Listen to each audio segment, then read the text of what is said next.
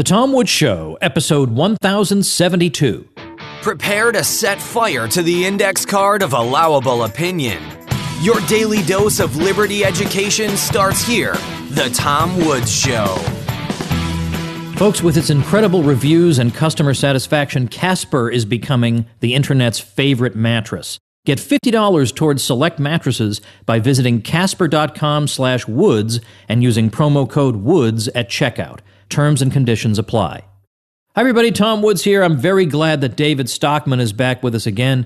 David Stockman, from 1981 to 1985, was the director of the Office of Management and Budget under President Reagan. Before that, he had served in Congress. He is the author of The Great Deformation, The Corruption of Capitalism in America.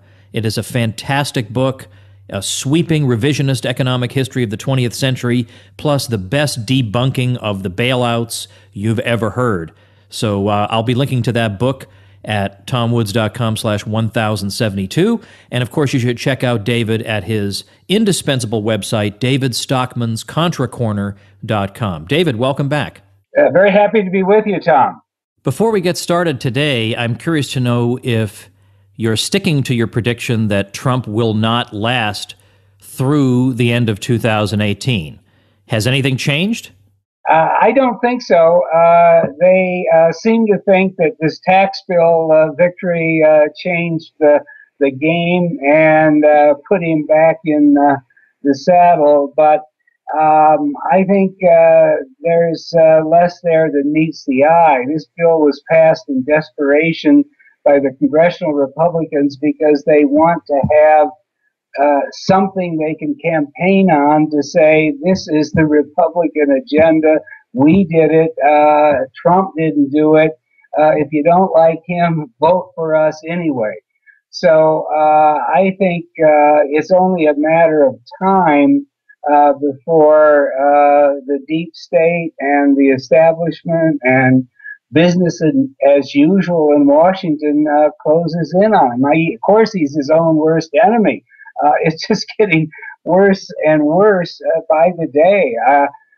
I don't object to him, using Twitter to communicate, but at some point, the sheer egomaniacal bluster and exaggeration begins to, I think, undermine any confidence that they have down in Washington.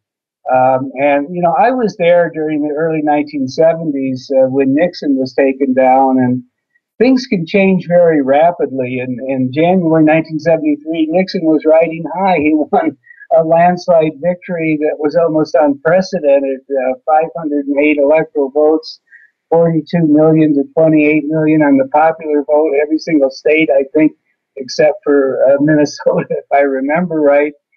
And yet, 18 months later, they showed him the way to the helicopter, and he was gone and out of there as one, event and one cut after the next finally eroded his standing. Now, Nixon went into that. I don't want to dwell on it too long, but I think it's well worth it. Nixon went into that 18-month period I'm talking about here, not only writing a electoral victory that dwarfs the squeaker that Trump actually was elected on, but also on top of 25, 30 years of relentless politicking, where essentially he had campaigned from coast to coast in practically every congressional district in the country in behalf of Republicans. Well, Trump, he's an outsider. No one even knew if he was a Republican a couple years ago. He doesn't have that massive inventory of IOUs and history of obligations that politicians call in when the going gets rough. So while Trump's polls may have stabilized a bit, I think in the last few weeks since the tax bill, I think that's highly misleading. If the market breaks, and it's at a crazy, insane level at the moment, going up 100, 150 points a day for no reason whatsoever, in the face of some pretty serious headwinds that we can get into. If the market breaks, and it will then spill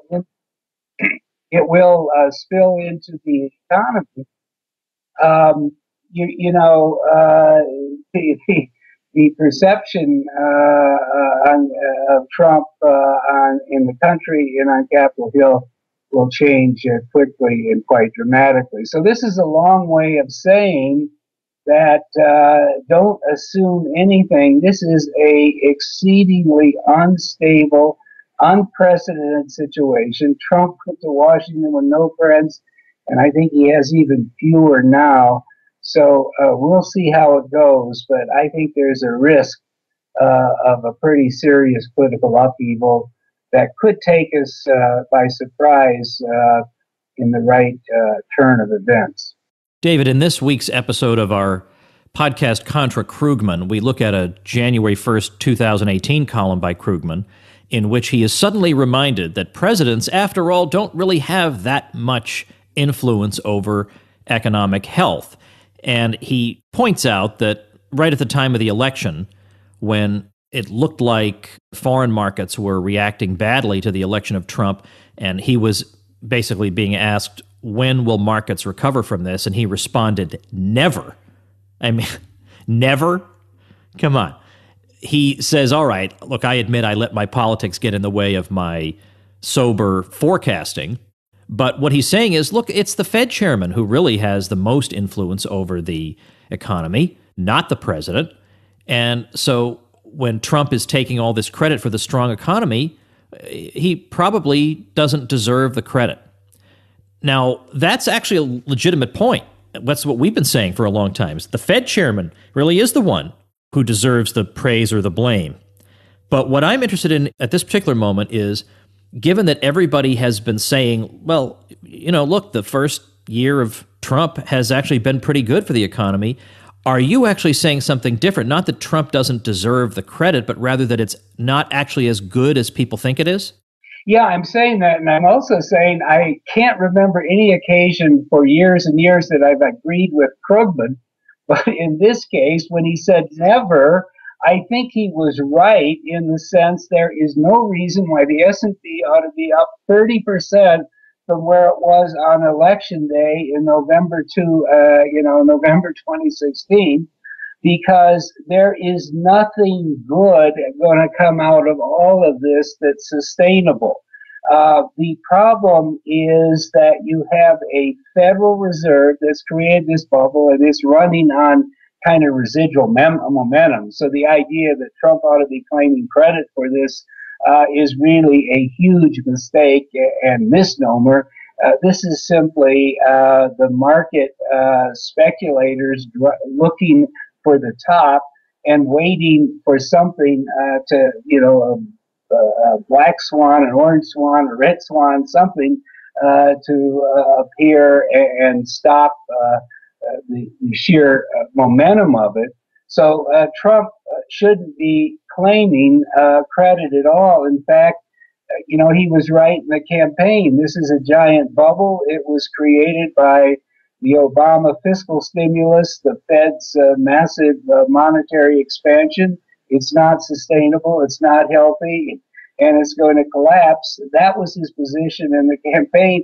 He should have actually stuck with it. He should have asked for Yellen's resignation immediately, put a hard money man or woman in the Fed.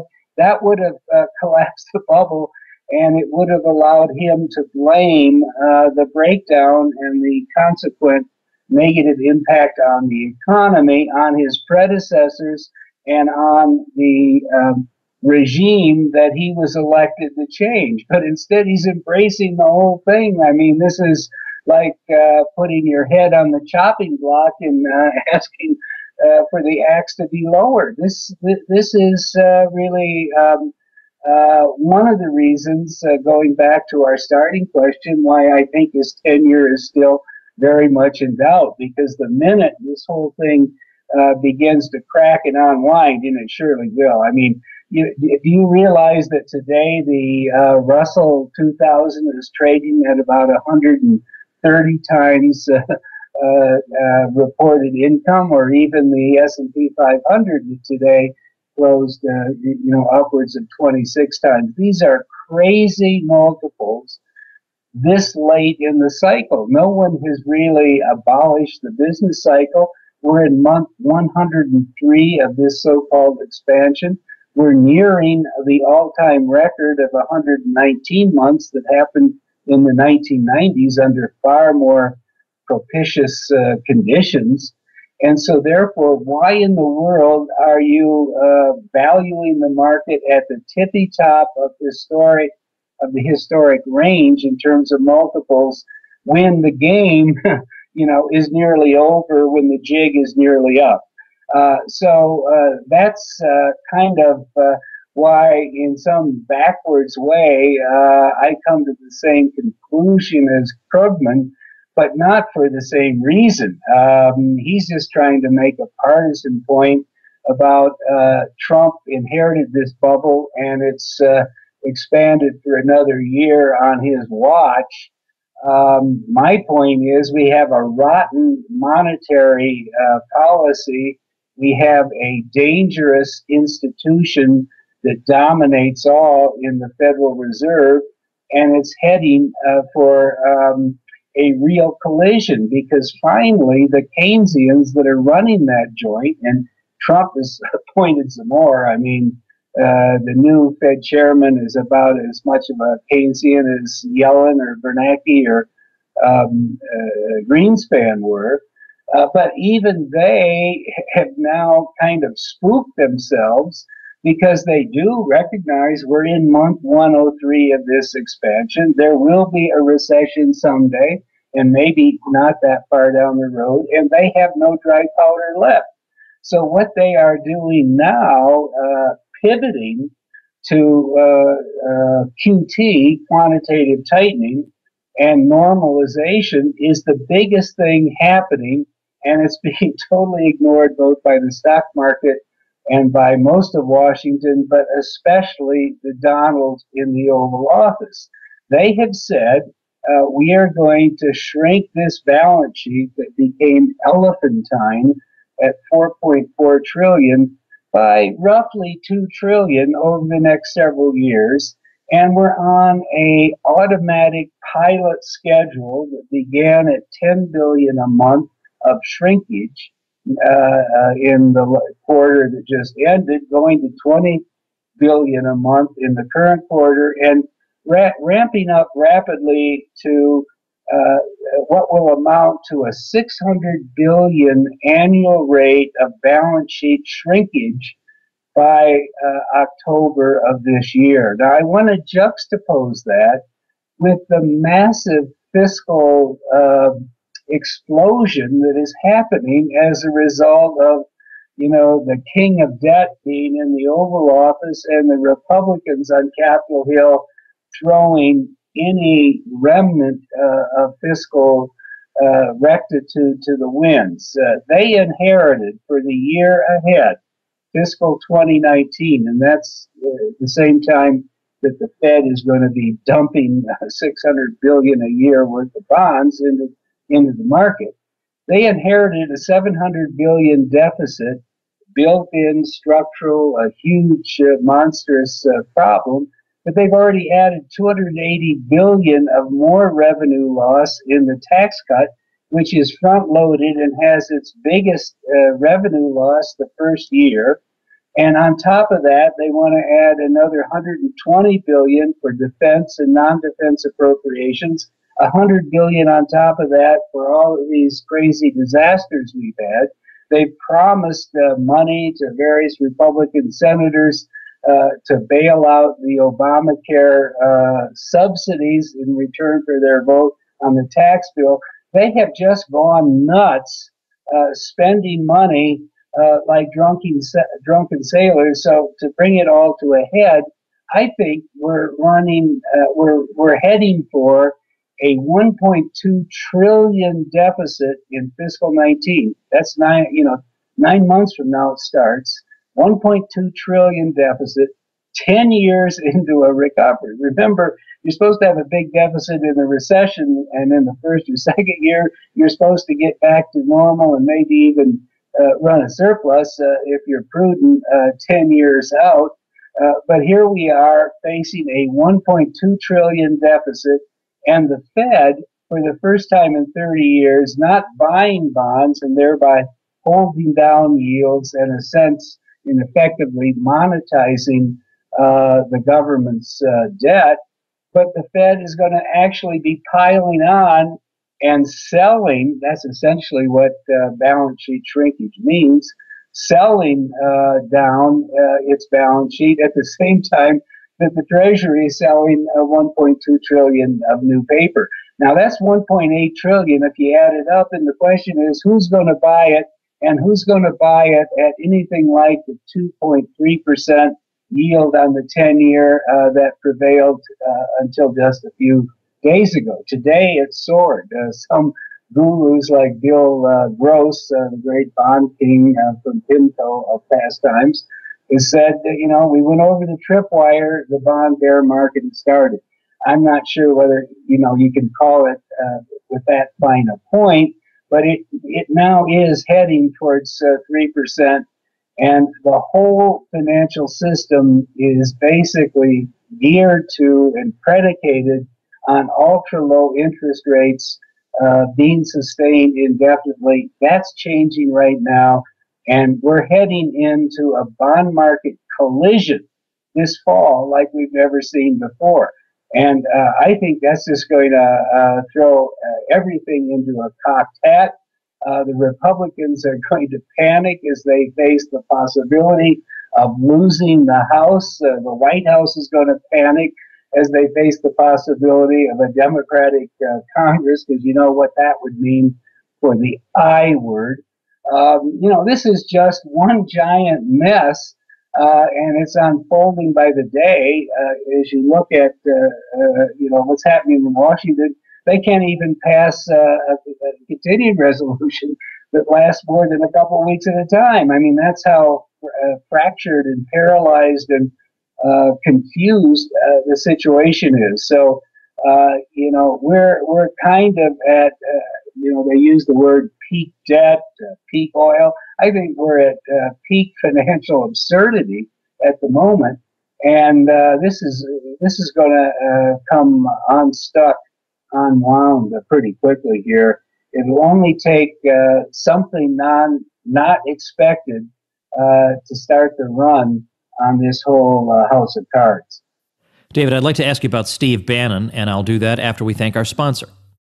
Folks, I sometimes hear people bragging to me about how little they sleep because they think I'll be impressed with how much work they do and how productive they are. But actually, I just feel sorry for them because a good night's sleep is pretty essential to your overall health. And of course, you want that sleep to be as restful and comfortable as possible, which is where the Casper mattress comes in. Casper products are cleverly designed to mimic human curves, so they provide supportive comfort for all kinds of bodies. The experts at Casper work tirelessly to make a quality sleep surface that cradles what we might call your natural geometry in all the right places. Their breathable design helps you sleep cool and regulates your body temperature throughout the night. Casper also offers a wide array of other products like pillows and sheets to ensure an overall better sleep experience. Affordable prices, free shipping and returns in the US and Canada, and you can be sure of your purchase with Casper's 100-night risk-free Sleep On It trial. And guess what? You can get $50 towards select mattresses by visiting Casper.com/Woods and using promo code WOODS at checkout. That's Casper.com/Woods, promo code WOODS at checkout. Terms and conditions apply. Just yesterday, David, we learned that Steve Bannon was stepping down, obviously forced out over at Breitbart. And I want to ask you a couple things here. First of all, about Steve Bannon himself. Has he maybe overestimated his own influence? What's going to happen to him now? He had that feud with Trump. But more importantly, about Bannonism and your opinion of that, because I'm interested in somebody who is critical of Bannon from a non-leftist perspective. Yeah, I'm happy that Bannon is gone, but I think Bannonism is still very much on the table of the White House because Bannon simply was a self-described intellectual who tried to make sense in some ideological framework that he called, nationalism.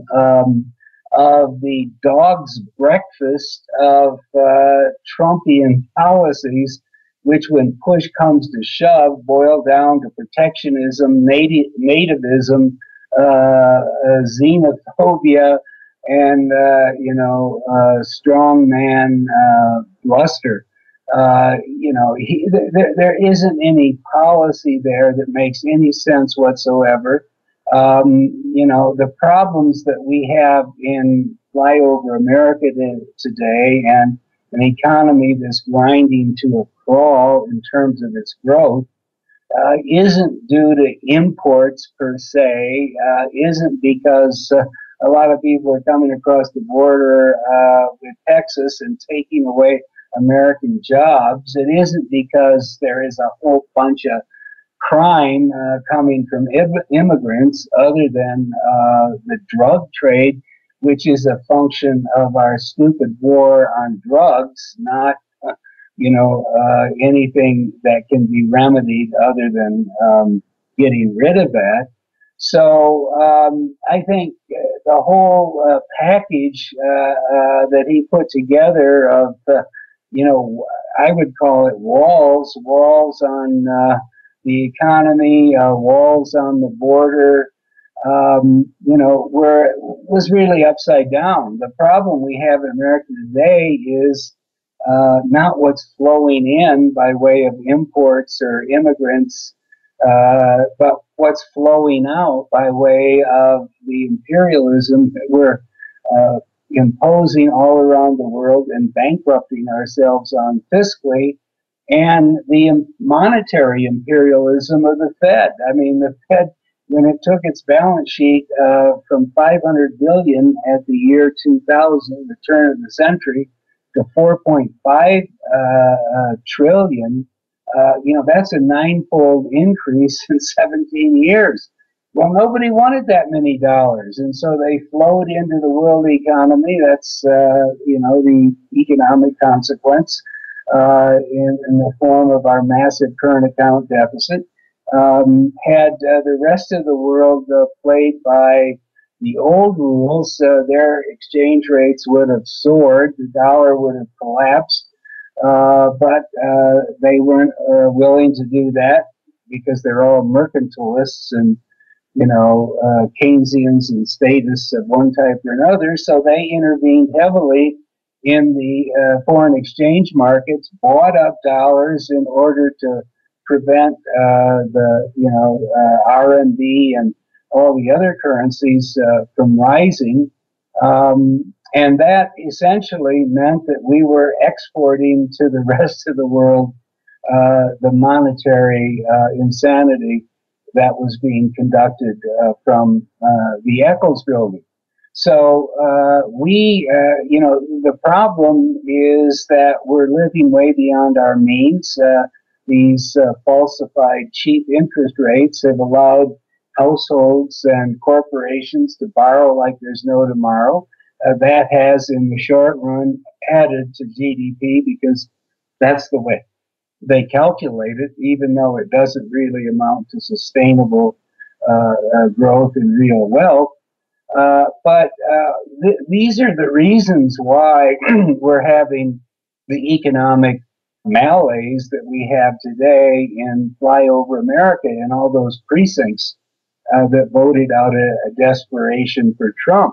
The Fed is destroying the purchasing power of wages. The 2% inflation target is ridiculous. The Fed is destroying the value of savings as a result of interest rates that have been held close to the zero bound, for 9 years. The Fed is encouraging the C-suites, the executive leadership of corporate America, to, cycle their cash flow and their balance sheet capacity into financial engineering, buying back their stock, paying, bloated dividends, engaging in massive, unproductive M&A deals. All of this really flushes the corporate resources back into Wall Street, levitates stock prices, fuels the speculative cycle and spirit that's underway, but it doesn't result in real, tangible, productive investments on Main Street that create productivity, rising profits and wealth, and real sustainable economic growth. So that's the heart of the problem. And what did Bannonism or Trumpism have to say about the Fed? Well, Trump said, "I'm a low interest man." And as far as I can tell, and I followed Bannon pretty carefully, he never said anything about the core problem that was creating the economic decline that he proposed to solve with walls on the border, when the problem is the 12 people in the Eccles building and the need for a complete house cleaning, which obviously hasn't even remotely happened. I mean, in addition to Jerome Powell, who's not only a Keynesian from a philosophical point of view, but a crony capitalist from the Carlyle Group, for crying out loud, he's appointed a couple other people, or nominated a couple other people to the Fed who actually believe in negative interest rates. And now let's just get right down to the lick log here. Negative interest rates are confiscation of the wealth of people who are unwilling to buy junk bonds or overpriced stock because the Fed tells them to. And negative interest rates are a way of forcing people to do what the monetary central planners demand. But really, it's theft. It's like a fundamental wrong, evil that shouldn't even be on the table of respectable thought. But we actually have a nominee, Professor Goodkind, by a Republican White House, who's not only advocated negative interest rates the next time there's a downturn in the economy, but that we ought to get rid of cash so that people have no alternative except to have their savings confiscated if they're unwilling to buy junk bonds. I mean, this is really crazy stuff, and I think it's indicative of why Trumpism has nothing to do with healing the economy, that Bannonism is a huge distraction and misdirection.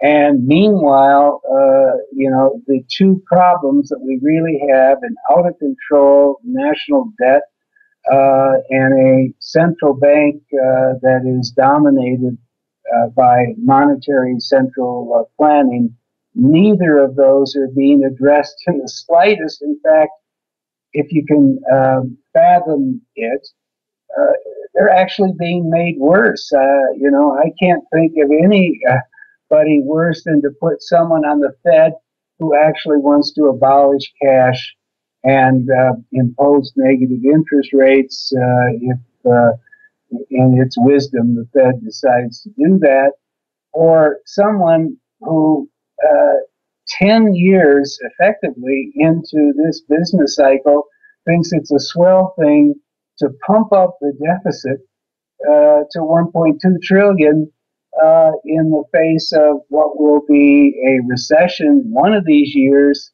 and even bigger deficits that will result from the breakdown of revenue.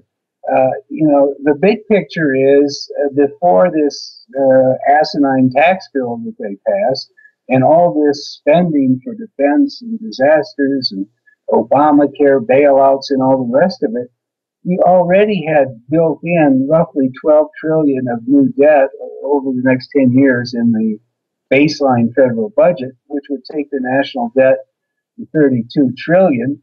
And now they're adding on top of that trillions and trillions more.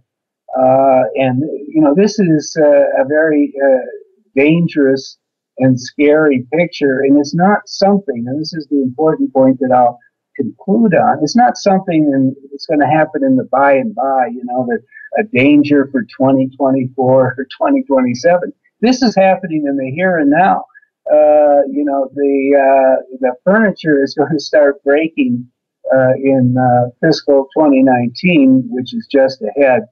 And I don't see how they extract themselves from that kind of fiscal calamity. And David, let's of course remember that in November 2016, Bannon was quoted as saying, "I'm the guy calling for a $1 trillion infrastructure plan." So it's maybe right-wing Keynesianism, or there's no overarching philosophy here. It's a lot of ad hoc ideas. You can't trace a philosophy through it, and it's coupled with a dismissal of libertarianism and market economics. The presumption being that we should use the state to guide the economy in ways that benefit the base, the constituency, primarily the working class and maybe the white working class, that if trade deals are hurting them, or we perceive them to be hurting them, then we need to do this and that. It's a lot of ad hocery. We're going to have an infrastructure program, and the thinking is that if we have this or that kind of intervention, then the sum total of these policies will benefit the people who support us. But the thing of it is, you put all these policies together and they wind up hurting the people who support them. So it's what I've heard described as ad hocery in place of a philosophy. Yeah, I agree. That's why I called it a dog's breakfast, Yeah, that's a better term. Yeah, there's no coherence, there's no logic, and there's no sound economic principle to it. Taking the principle of fiscal responsibility or rectitude. You can have a nice argument about how much deficit you should tolerate at the bottom of a serious recession like we had in 2008. But that isn't now. This is 2018. Supposedly, the unemployment rate is 4%. By the lights of all these Keynesians running the central bank or advising Wall Street, we're at damn near full employment. And in any common sense version of the world, you don't run $1 trillion deficit in that environment. It's just totally mistaken wrong. So the priority for a new administration should have been, how do we get our arms around this deficit monster?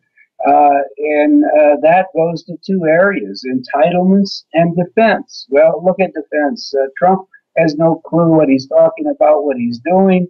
We're spending $600 billion for defense, as much as the next 10 countries combined. When he got there, he's now got it up to $700 billion. The thing is nonsense. It's another discussion for another day. But, we don't really have any industrial-sized state enemies in the world that can threaten us. We don't need $600 billion. We can get away with $300 billion and we would still be plenty safe. This whole Russiagate thing and all of this hysteria about the Russian threat is ridiculous. I sometimes say I can sit in my apartment in New York City, which is on the 19th floor on the East River. I can see pretty far in all directions. And the point I make is I can see Russia from there because the GDP of New York metropolitan area of 1.6 trillion is bigger than the entire GDP of Russia. So if you take a pipsqueak economy that's basically, a giant hydrocarbon province, some huge wheat fields and decrepit factories, and compare that to the industrial might and base of the United States, and a military budget that is 10 times bigger than theirs, the question is, what's the hysteria all about, and why are we being panicked into this massive expansion of what I call the deep end of the swamp over on the Pentagon side of the Potomac River? Well, this is where Trump is taking us, and it just makes no sense, and it's pretty scary when you really think about it. It really is the worst aspect of Trumpism, in my opinion, because it just feeds into the standard narrative of American foreign policy. He's somewhat different on foreign policy, but not nearly as different as he should be. And often he's different in unhelpful ways. But certainly to call for a massive increase in military spending, that's just out to lunch. I want to recommend to everybody, by the way, David Stockman's ContraKorner.com. You are going to get there just unbelievable insight constantly coming from David Stockman. You'll be able to read this stuff and then just demolish anybody who comes up against you. He's absolutely top-notch. There's never been anybody, I think, from a former presidential administration who's come out and been as hardcore and incredible as David Stockman. And you're missing out if you're not checking out David Stockman's ContraKorner.com. You'll definitely want to read his article on Steve Bannon over there, but then also subscribe to get all his content at David Stockman's ContraKorner.com/subscribe. Now, that's a lot of letters to type in, but there's no way David Stockman is going to let you down after you type all those letters in. You got to know as you're typing them, something amazing is awaiting me. So check it out at David Stockman's ContraKorner.com/subscribe. How do you like that, David? That's right. Okay, I appreciate that very much, Tom. I guess the real story is that after 4 years in the Reagan White House, I got run out of town on a rail. So it wasn't a matter of sort of hanging around the basket and making rationalizations and justifications or becoming a lifer in the Beltway. That's the problem. You know, prosperity doesn't come out of the Beltway. The Beltway is the enemy of prosperity. I guess I was able to maintain some clarity of thought because I left, Washington in 1985 and have had no reason to go back and become confused and conflicted as a lot of people do. Well, I was doing a little Twitter push to get you nominated to be Secretary of the Treasury, and I think I had the hashtag Stockman for Treasury, something like that, but it was not successful. The Tom Woods bump was not substantial enough to get you over the top. Didn't quite do it. And the funny thing is, I think if you'd been approached, you would have turned it down. Well, given what Trump's fiscal policy was, it would have been impossible.